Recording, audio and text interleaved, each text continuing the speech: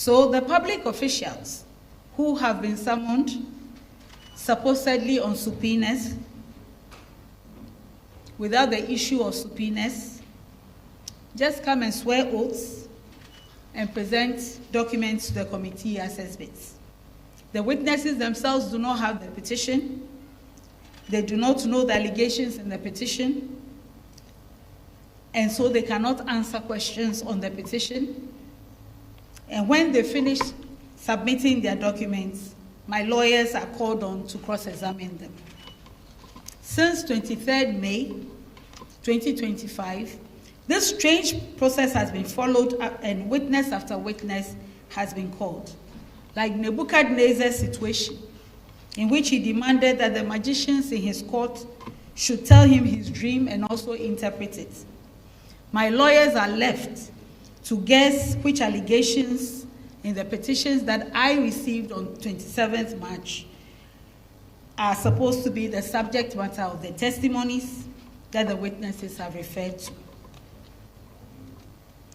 Anyone who has been to the Circuit Court or the High Court and made subject to the rules CI 47 will know that those rules never conceived that a hearing can be conducted without the claims, the defenses, and the issues being carefully laid out before the parties and accepted by all of them before a hearing starts.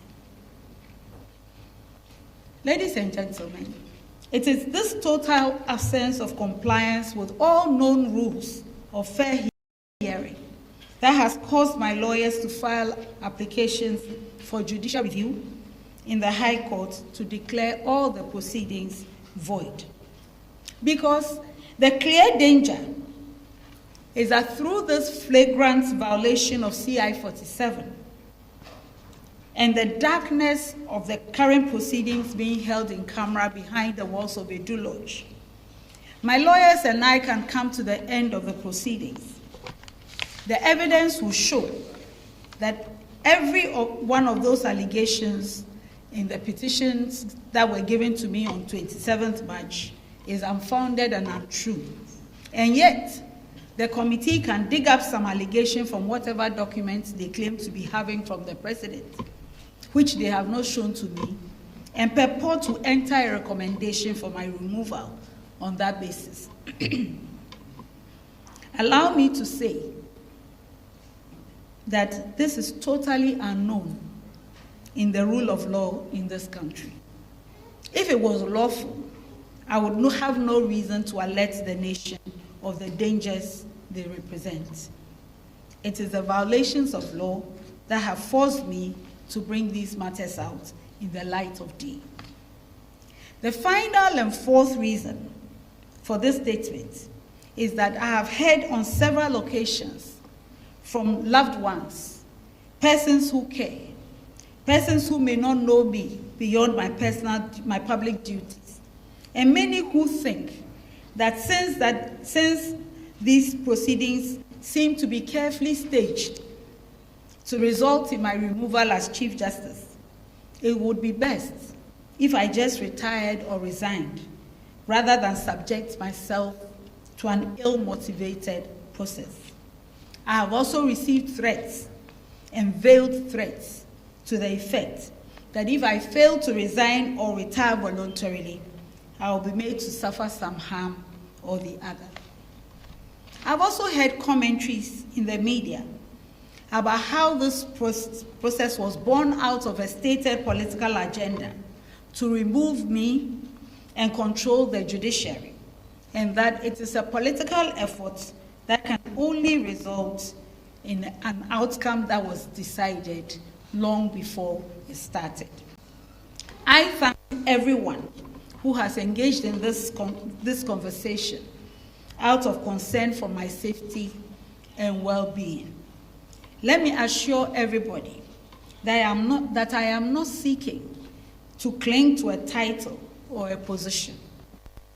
However, as a lawyer of 38 years standing, a judge of 21 years standing, and Chief Justice who has served the rule of law all my working life, in fact, since I was 25. It is my onerous duty and obligation to speak up concerning anything that is extremely wrong with the administration of justice in this country. This is what I do every day. The situation I have been confronted with has shown me a model of injustice that I would never have thought possible if I had not been exposed to it. This is why, despite great personal discomfort, I have decided to marshal every effort in law and leadership to answer to this situation.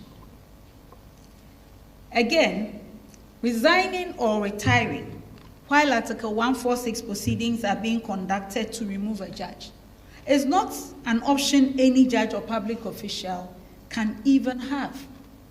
There is a decided case on the matter by the Supreme Court. The suit number is J6/02/2019. Again, no one has the authority to walk away from proceedings started by the state. Judgment can be entered against you because you failed to defend yourself. And a judge who resigns or retires would still lose all entitlements that they have worked for because they failed to defend the claims and resigned or retired while the proceedings were still going on. Therefore, if false claims are made against a judge or commissioner or other public office holder subject to Article 146 proceedings just to achieve a political agenda, the solution cannot be to resign or voluntarily retire out of frustration, pressure, or fear. You would only subject yourself to two cruelties: a judgment based on false claims and loss of everything you have worked for. It may well be that the efforts being made are intended to frustrate me so that I resign, so that the architects of the scheme can go back into the media and say that the wild and unfounded allegations were not defended because they were true and I had no defense to them. As Chief Justice of the nation, who has been given the privilege and obligation to lead administration of justice, I should not turn tail and run when I know the implications of not defending false and unwarranted charges. If I resign under these circumstances, I will be saying that this flawed, unknown, and opaque process is acceptable. It is not. Finally, let me respectfully say that the current bizarre proceedings I have brought to your attention present a twist to our nation's democratic journey that we all ignore at our own cost. My humble view is that Ghana has come too far in the 33 years of the Fourth Republic not to be concerned about the unconstitutionalities that have been designed not to affect just me personally as Chief Justice, but all judges and public officers subject to removal processes of Article 146, if this one is successfully carried out without being questioned. Behind me is every judge in the country. Behind me is every commissioner or head of an independent constitutional body in the country. If it is successful, it will be tried on anyone. I am not countering these processes for myself, but on account of the leadership burden that I carry. If the nation is willing to accept these developments in its democratic journey, it must be understood that I sounded the warning and the nation took the decision to be passive about it. I cannot share the burden of those involved in designing and implementing this enterprise of pretending to use Article 146 proceedings to to remove a Chief Justice through unknown and unlawful means by keeping quiet about the violations of law and due process. Neither can I make anyone's burden lighter by resigning or retiring, instead of proving that not even one of these wild claims in a collection of petitions is even remotely true or meets the standard required for removing a judge. Now, allow me to take a bit of your time to walk through these petitions. They have been in the public domain for some months now. They are actually available on the internet, so I'm not addressing anything that is not known in the public space.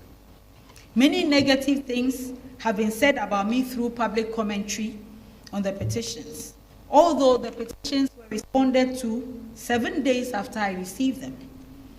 And so anyone who cared to acknowledge my side of the story would have had no need to keep repeating the petitions without discussing them with the answers.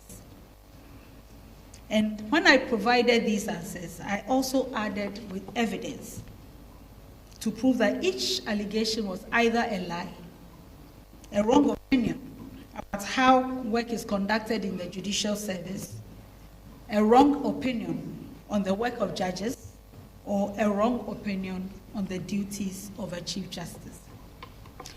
I'll start with Mr. Daniel Ofori's petition.